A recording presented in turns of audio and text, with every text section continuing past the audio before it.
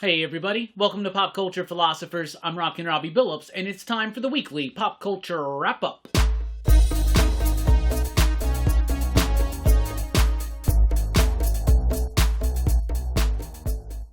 That's right, everybody. Thanks for checking out the video. I am Rockin Robbie Billups. This is the weekly Pop Culture Wrap-Up. This is the show where I go over the week's pop culture news, mostly comic books and movies. Let's get right into it. Absolute Power has been announced from DC Comics over at Comics Pro. In fact, we got a lot of news coming out from Comics Pro this week. That's what we'll mostly be running down. Absolute Power is the next DC event. It's going to be written by Mark Waid with artwork by Dan Mora. Mark Waid and Dan Mora right now, they're like the preeminent team over at DC Comics. I think the best DC book might be Batman Superman World's Finest. And Mark Waid has been invested and involved in the ongoing saga of the DCU since Lazarus Planet, post-Dark Crisis, all this dawn of DCU stuff.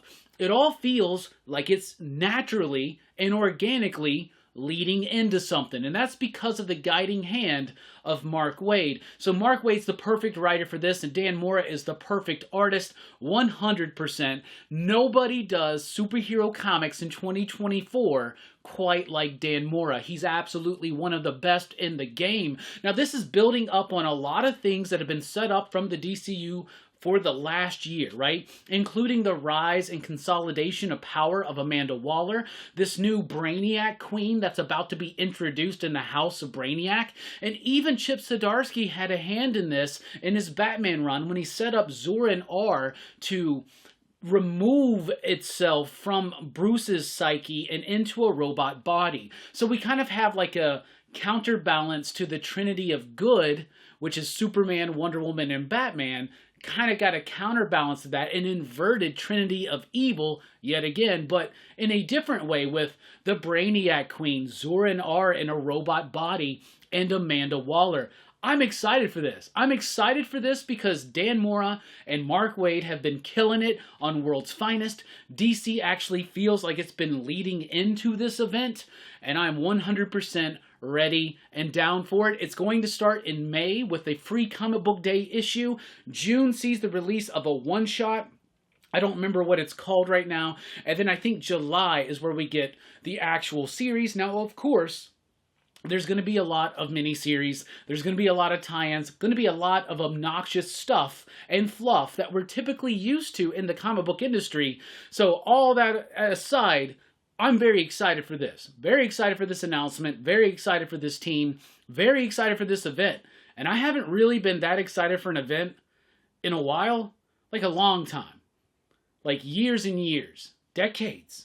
Something like that. Anyway, DC also revealed a whole slate of Elseworlds titles that are going to be revealed, or that are going to be releasing, I should say, this year. We'll just kind of run right through them, and as solicitations get closer, we'll start talking about them more here on the channel. But we've got Gotham by Gaslight, the Kryptonian Age, in June. This is going to be written by Andy Diggle with artwork by Leandro Fernandez. That's a really solid team. It's kind of a sequel of sorts to Gotham by Gaslight. So if you're going to try to reinvigorate your Elseworlds campaign, why not start with one of your most famous Elseworlds right now? Of course, Gotham by Gaslight, Brian Austin, Mike Mignola. It has definitely been appreciated more and more since the release of the new trade paperbacks, and of course that movie, which I still haven't seen. Dark Knights of Steel, All Winter, is hitting in July. This is a sequel to Dark Knights of Steel, but the one thing that concerns me is that it does not include the original team. So this is written by Jay Kristoff with Turgo Cons. I can't read my own handwriting. Turgo Cons on the artwork. This is not the same team.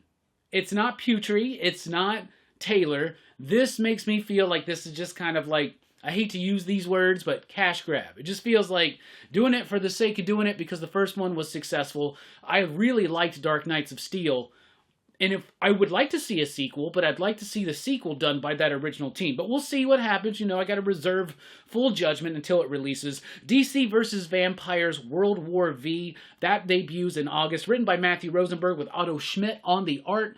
So you got pretty much the same team there. Tynan's not involved, but Rosenberg was heavily involved in DC vs. Vampires. And Schmidt was more than awesome. He wasn't shit. Schmidt was not shit on the book as an artist. Anyway, DC vs. Vampires was pretty much a good success for DC Elseworlds type stuff, so of course we're going to get another one of those.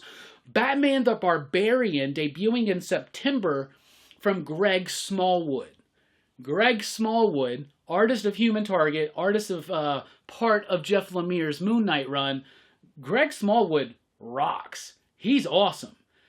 He's writing and illustrating a Hyborian Batman called Batman the Barbarian.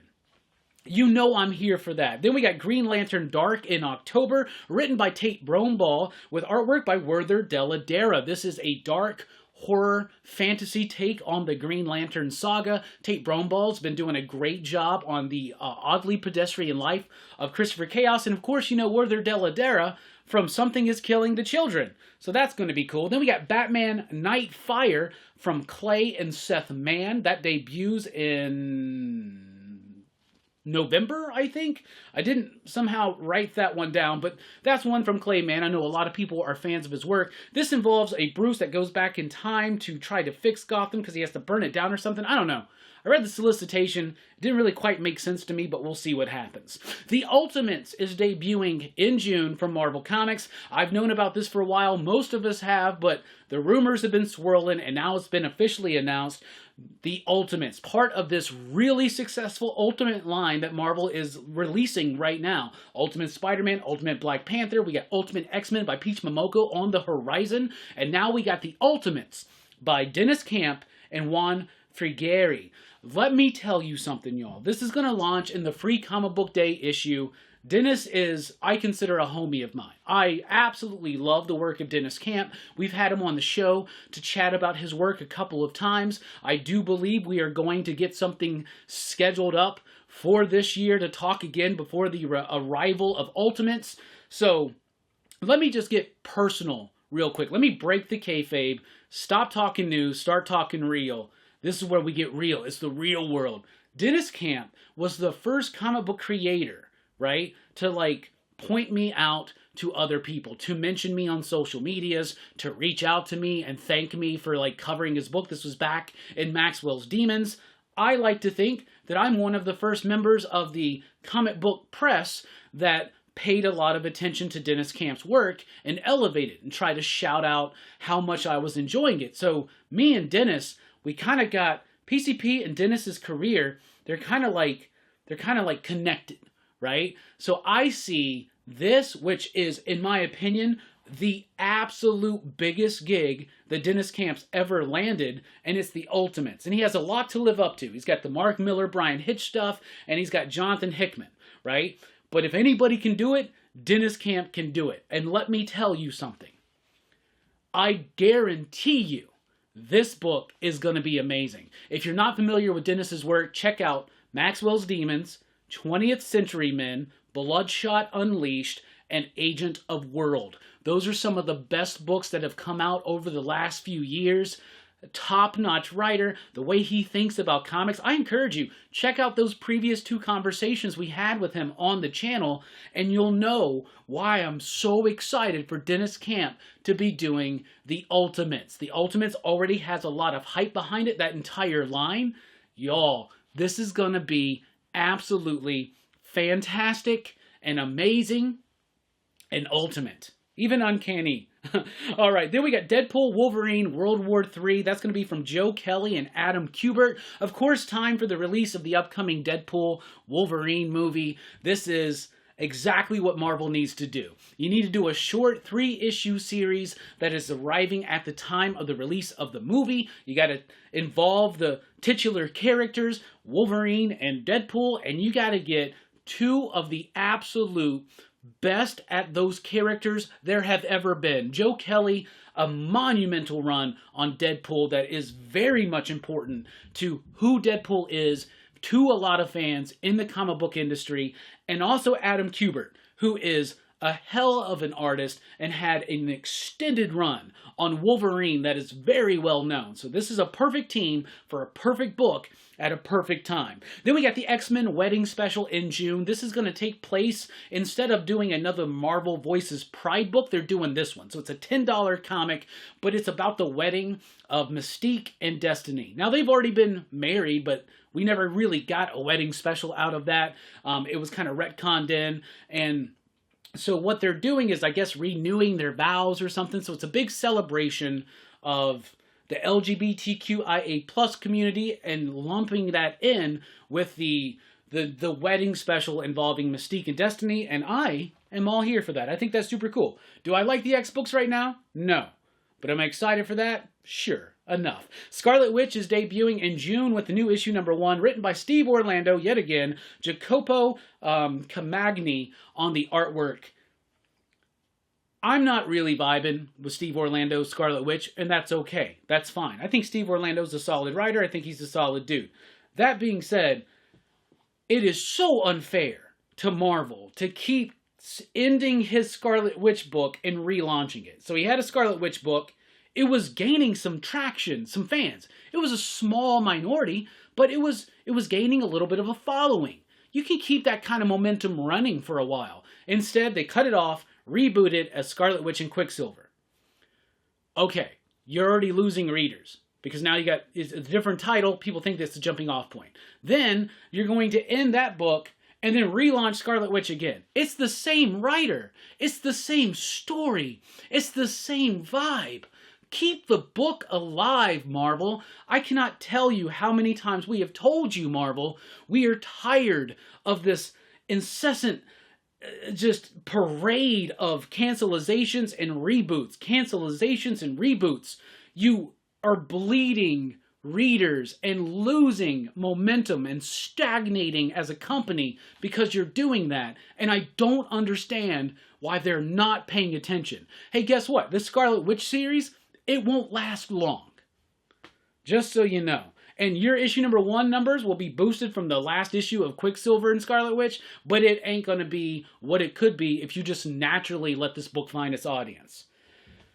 Anyway, rant over. All right, Uncle Scrooge and the Infinity Dime is releasing in June from Marvel Comics. That's right, for the first time ever, Marvel Comics is doing Uncle Scrooge in a giant one-shot special written by Jason Aaron with a whole bunch of classic artists. This is going to be awesome, in my opinion. It's Doctor Strange. I almost said Doctor Strange. Doctor Strange in the multiverse. No, it's actually Uncle Scrooge in the multiverse. There's an evil Uncle Scrooge. I almost keep trying to say Dr. Scrooge. There's an evil Uncle Scrooge, and our Uncle Scrooge has to go through the multiverse to stop this evil Uncle Scrooge. Yo, I'm really excited. Who would have thought that we were getting a Jason Aaron Uncle Scrooge announcement this year?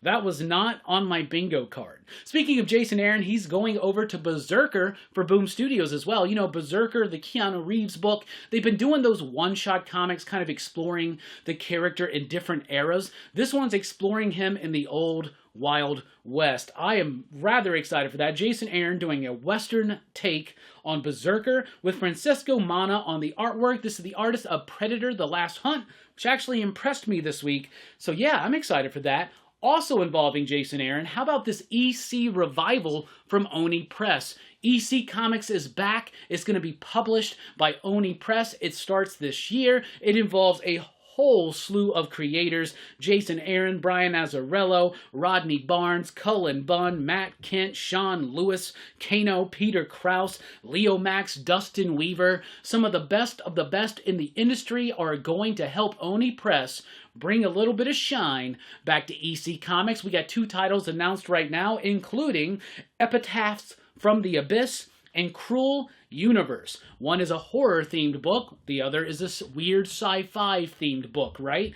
I love this news. I'm a huge fan of the EC Comics from back in the day. I've been collecting those trade paperback versions that they've been doing over at Dark Horse. I've been reading through them. It's got some of my favorite artists there, Johnny Craig, Wally Wood, Al Feldstein, like all these people are there. I love the art, I love the stories, I love the vibe. And it was puzzling to me at first that when this reboot or this relaunch was announced, that you're not just doing another Tales from the Crypt or Weird Science or Haunt of Fear, and maybe there's something involved with rights with Weird Science and Tales from the Crypt being movies or whatnot. But I also really like and appreciate and respect the idea that they're making their own new titles and not just leaning on the familiarity of the old school titles. So how well will this be perceived and received? I don't know.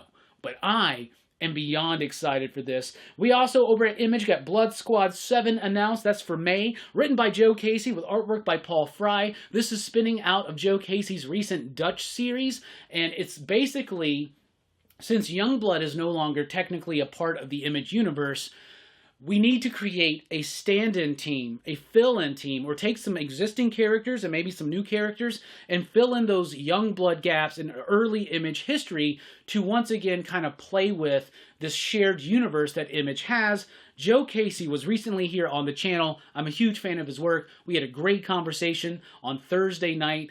If you've missed it, check it out, because he talks about this, he talks about Dutch, we talk about Wildcats, we talk about Kneel Before Zod, we talk about past work, we talk about future work, and he even drops some brand new news that nobody knew. He broke some news on the channel, which was that he's doing the Johnny Quest book for Dynamite Comics. So that is awesome. Joe, that was a great conversation. Thank you so much for that. Then we got Monolith, a 3-issue series from Todd McFarlane Productions and Image Comics, debuting in May. This is going to be written by our buddy Sean Lewis with artwork by Valerio Giangiordano.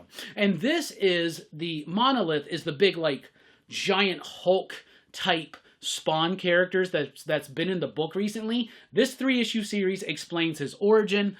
I'm excited for it. Sean Lewis did a great job when he was doing King Spawn. And since he left King Spawn, I feel like the book's kind of dipped down in quality just a little bit. So I'm really excited to see him back in Spawn's universe doing this Monolith series. And I just lastly, finally, want to talk about this Borderlands trailer.